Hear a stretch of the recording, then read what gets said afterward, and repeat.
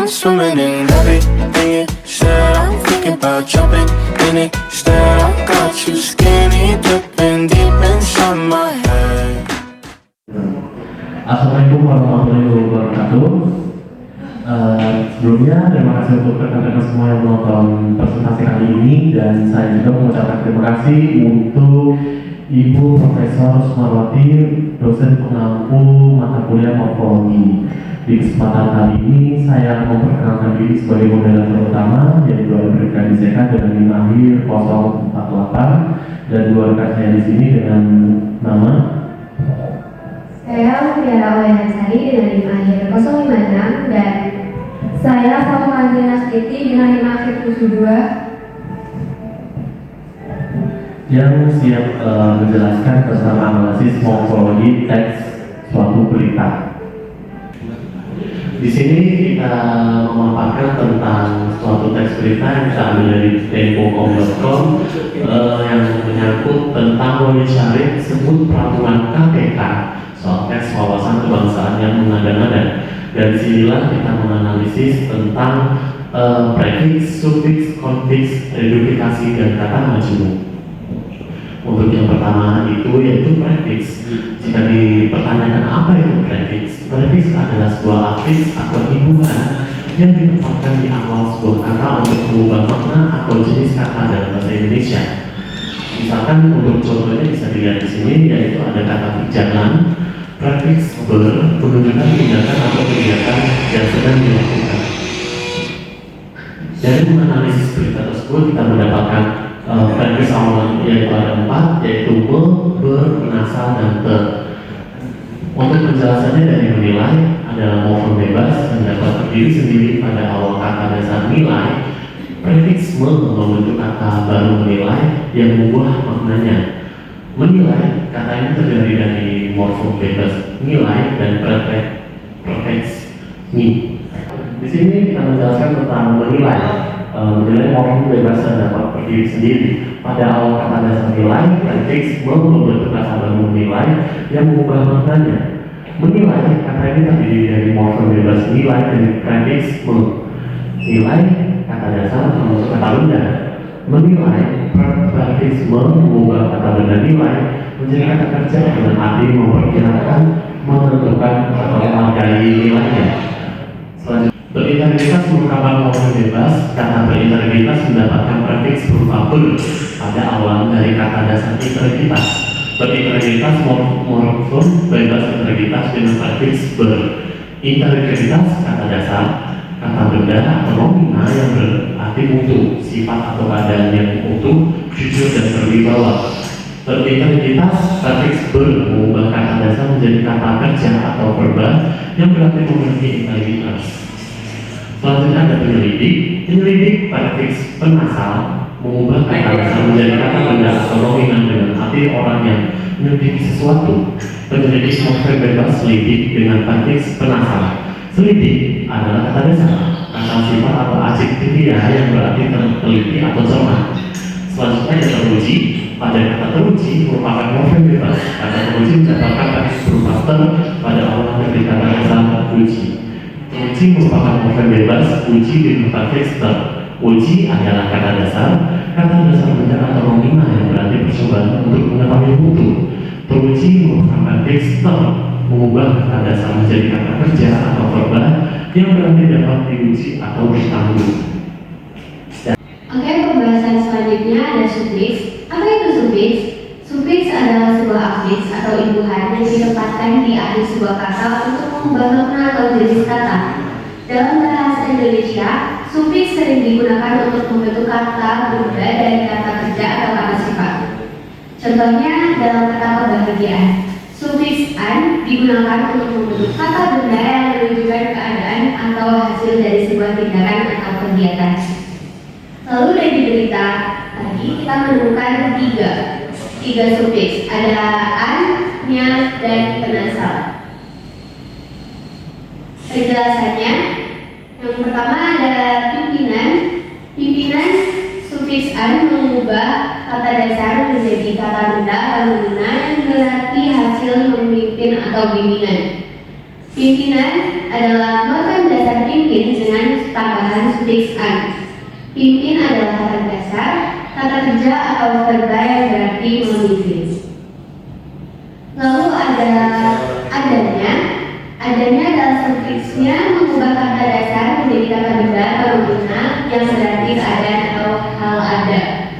Ada adalah morfem bebas ada dengan tambahan sufiksnya.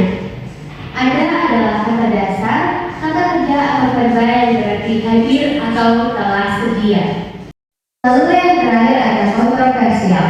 Kontroversial adalah morfem bebas kontroversi dengan sufiks al. Kontroversi adalah kata dasar, kata benda atau nominal yang berarti perdebatan atau pertentangan. Lalu kontroversial itu sufiks al mengubah kata dasar menjadi kata sifat atau adjektiva yang berarti bersifat menimbulkan perdebatan. Selanjutnya ada konfliks. Apa itu konfliks? Konfliks adalah sebuah affiks kompleks yang terdiri dari gabungan prefiks dan sufiks yang digunakan bersama-sama untuk membentuk sebuah kata baru. Konfliks biasanya tidak dapat digunakan sendiri dan hanya memiliki makna ketika digunakan bersama-sama. Contoh konfliks dalam bahasa Indonesia adalah mengasal dan berakhiran kan, seperti kata mempertimbangkan. Dalam konfliks kita menganalisis dan menemukan 4 konfliks. Ada per-an, ada ke-an, yang kedua, yang ketiga ada ke-an lagi, lalu yang terakhir ada pe-an. Penjelasannya, yang pertama ada contoh peraturan. Peraturan adalah morfem bebas atur dengan konfliks per dan an. Atur adalah kata dasar, kata kerja atau verba yang berarti susun atau atur. Peraturan adalah konfliks per dan an mengubah kata dasar menjadi kata benda atau nominal yang berarti tatanan atau petunjuk kaidah ketentuan yang dibuat untuk mengatur. Lalu contoh selanjutnya ada keputusan. Keputusan adalah morfem bebas putus dengan konfliks ke dan berakhiran an. Putus adalah kata dasar, kata kerja atau verba yang berarti tidak berhubungan lagi, maksudnya kalimat terpotong dan lain-lain. Keputusan adalah konfliks ke dan an mengubah kata dasar menjadi kata benda atau nominal yang berarti perihal putusan atau segala putusan yang telah ditetapkan setelah dipertimbangkan. Contoh selanjutnya ada pelantikan. Pelantikan adalah morfem bebas lantik dengan tambahan konfliks ke dan an. Lantik kata dasar, kata kerja atau verba yang berarti melantik. Pelantikan adalah konfliks ke dan an mengubah kata dasar menjadi kata benda atau nominal yang berarti proses, cara atau perbuatan melantik. Contoh selanjutnya ada kebangsaan. Kebangsaan adalah morfem bebas bangsa dengan konfliks ke dan an. Bangsa adalah kata dasar, kata benda atau nominal yang berarti kelompok masyarakat yang bersamaan asal keturunan, adat, bahasa dan sejarahnya serta berpemerintahan sendiri. Lalu kebangsaan adalah konfliks ke dan an membentuk kata baru yang berarti ciri yang menandai golongan bangsa, tetap termasuk jenis kata benda atau nominal. Materi selanjutnya yaitu rubrikasi.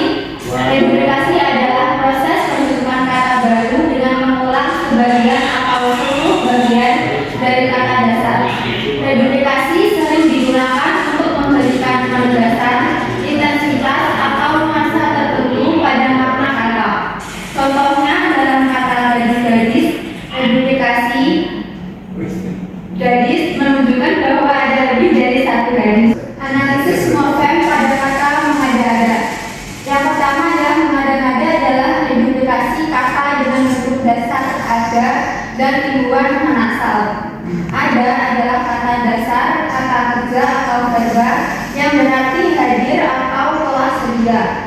Mengada-ada adalah rubrikasi dengan pengulangan hingga dan timbungan menasal pada awal bentuk rubrikasi, menghasilkan arti berkata, meminta, dan berpikir yang bukan-bukan atau membuat-buat, tetapi tetap.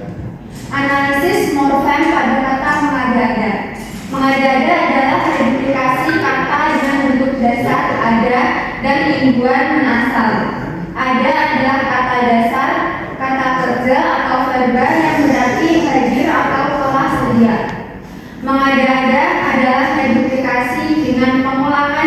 dunia dan imbuhan menasal.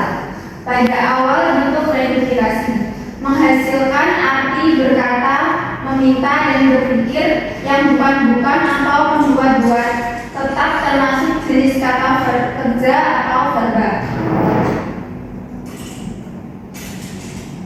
Analisis morfem pada kata undang-undang. Undang-undang adalah redufikasi kata dengan bentuk dasar undang. Undang adalah kata dasar kata kerja atau verba yang berarti panggil. Undang-undang adalah redufikasi lingga dari kata dasar undang, membentuk kata turunan yang berarti ketentuan dan peraturan negara yang dibuat oleh pemerintah, disahkan oleh parlemen dan ditandatangani oleh kepada kepala negara, serta memiliki kekuatan yang mengikat. Jenis katanya berubah menjadi kata benda atau nominal. Apa itu kata majmur? Dan selanjutnya ini adalah materi terakhir. Apa itu kata majmur? Kata majmur adalah gabungan dari dua atau lebih kata dasar yang membentuk sebuah kata baru yang memiliki makna tersendiri. Kata majmur dapat dibentuk dengan berbagai cara, seperti tanpa spasi, misalnya matahari, dengan penghubung, misalnya rumah sakit, atau dengan pengulangan, misalnya jalan-jalan.